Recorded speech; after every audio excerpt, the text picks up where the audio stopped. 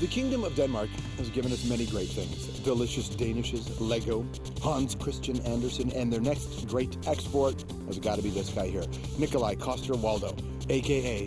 the Kingslayer on Game of Thrones. My lord! Come, Stark. I'd rather you die sword in hand. As an actor, Nikolaj made his mark in his homeland before crossing over in films like Wimbledon and in Ridley Scott's Black Hawk Down. We're asking to go in and set up a perimeter until ground support arrives. But it was Game of Thrones, HBO's epic and bloody mega fantasy hit, that brought Nikolaj to the next level as the ruthless knight Jamie Lannister.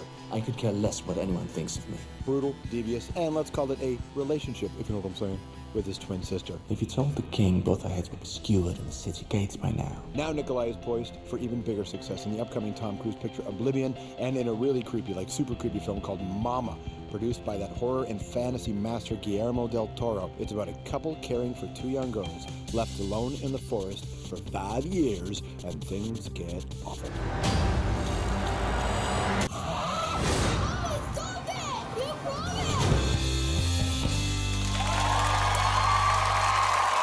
Nikolaj Coster-Waldau! All right, man. Welcome. Thank you so much. It is, congratulations, this picture. Thank you. Scary, dude. It's a scary film, and I would not lie to my friends out here because I'm a connoisseur of what I think are scary films. I love scary films. This one filled me with so much creepy dread throughout the entire time that afterwards I had to watch 2.5 hours of Jackass the movie just to clear the brain. I mean, are you a fan of this kind of film? You know, I do love watching scary movies, but I'm terrible at it. I mean, I'm that guy when as soon as the music goes boom, boom, boom, I'm like, oh, man. I'm hoping my wife doesn't watch me because she's like hardcore. Even watching this movie, yeah. I mean, I saw it, and I mean, I worked on it. We shot it. I knew everything that was happening, and still, I saw it on my own in a screening room here in Toronto. And then halfway through, I was like turned the music down, and I was just watching it. I was like, oh my god, because I don't know, there's something about it. And I would like to thank you for making this film because it also further reinforces my decision not to have children. Because, well, my current decision not to have children, because these kids are freaky in the beginning too, right? Well, you know, kids are scary sometimes. I have two, I know. And I have one who's getting close to the teenage years, and I'm sure that's going to be a bit of a mouthful. What kind of, are you the father you thought you'd be? I don't know what I thought I'd be. I mean, no, seriously, it is the best thing. You should, I mean, you think about it.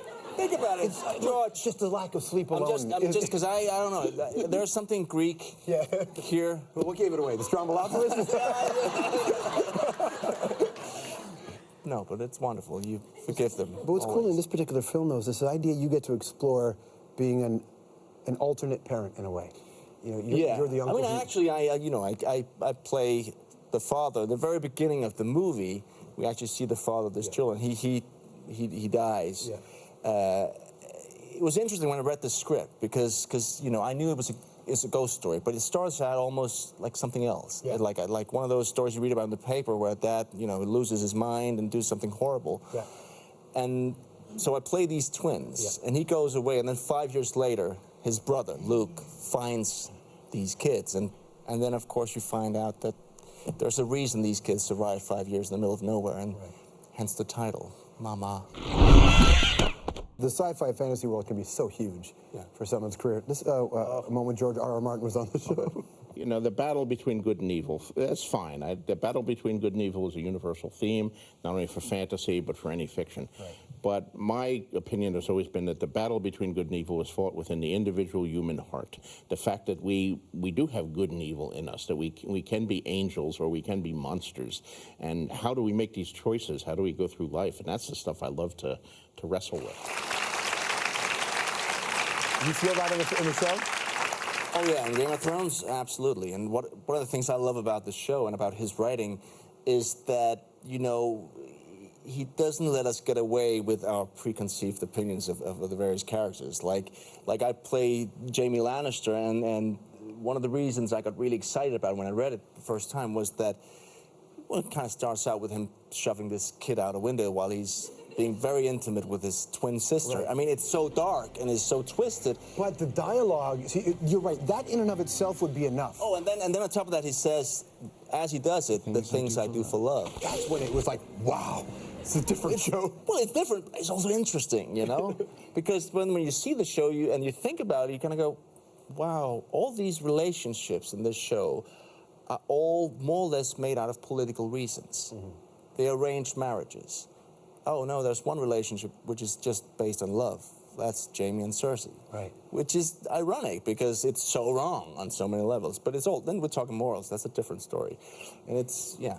You've had this nice kind of slow build in terms of a Western audience in a way, right? If you think about starting in film and you know, being a Danish actor, being in your country, making the transition to England, popping back and forth to build, then American television. Has it felt like a slow build, or does it feel like a whirlwind?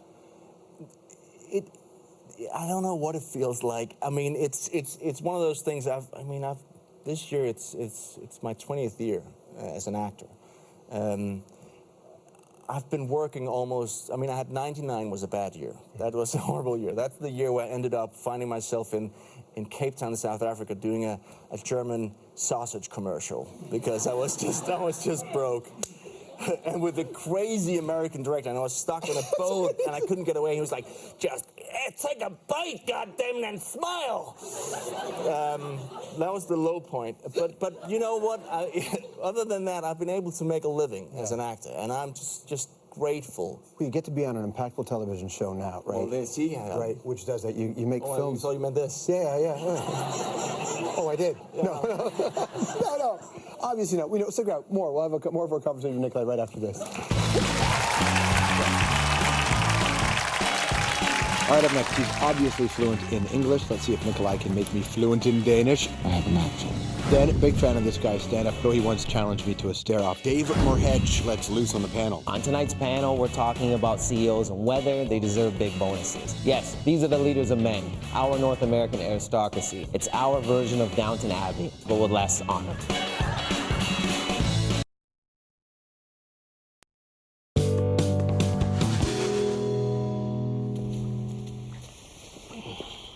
Hello. Oh my God!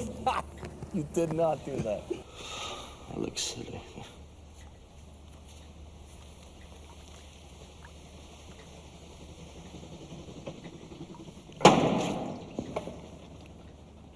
Not now.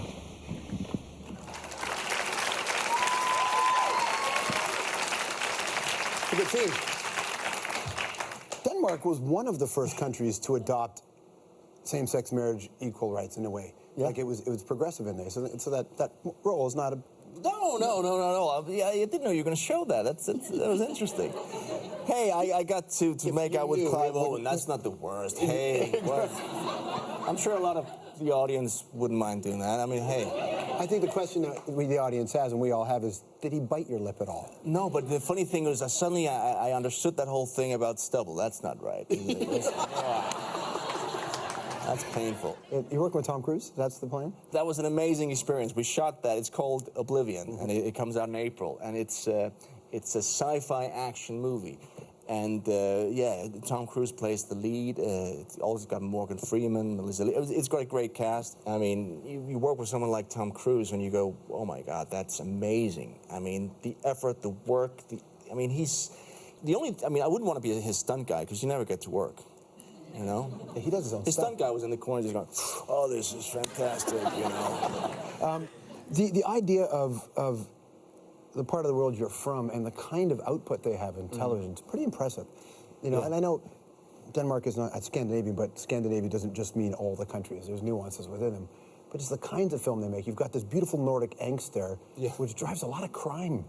Television. It's weird, isn't it? Yeah. And then you read in the next page, it says, the happiest country in the world. Right. What's going on there?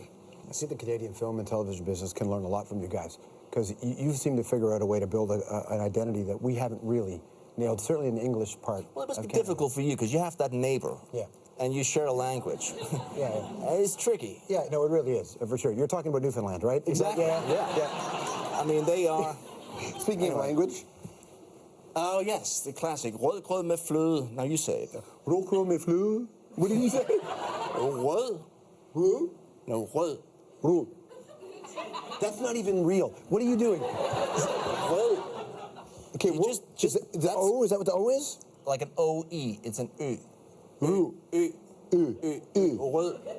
Okay, this is a test phrase, though, isn't it? That is the test phrase for foreigners in Denmark. Okay, what does that mean? Well, it means we can get to laugh at someone, but it means porridge with cream. What? Like a porridge with cream. Oh, like a dessert kind of thing. Dessert, yeah. Say it again. Rødgrød med fløde. He sang it. I love it. Congratulations on the film, man, and everything else. Good to see you. Thank you so much. Great Thank to you so meet much. you. Mama opens Friday, January 18th. Nikolaj Coster-Waldau.